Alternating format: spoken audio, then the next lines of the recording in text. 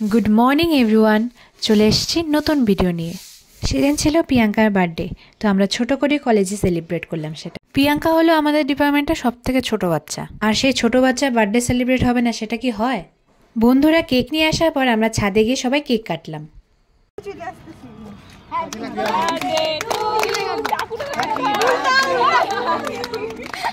Cake কাটার সময় আমরা সবাই মিস করছিলাম বুলটিকে, কারণ বুলটি অল টাইম যখনই আমাদের বার্থডে সেলিব্রেশন হয় ও সবাইকে ইকুয়ালি পিস পিস করে ভাগ করে দেয়।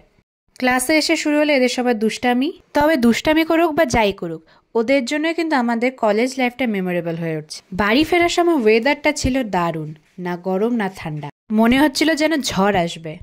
এটা হলো আমার অল টাইম পার্টনার উষসী। আমিও বাস থেকে নামলাম, অমনি ঝমঝমিয়ে বৃষ্টি নেমে গেল। কিছুক্ষণ একটা দোকানে ওয়েট করার পর বৃষ্টি যখনই কমলো আমি আবার রওনা দিয়ে দিলাম। তো দেখা হচ্ছে নেক্সট মিনি ব্লগে। টাটা।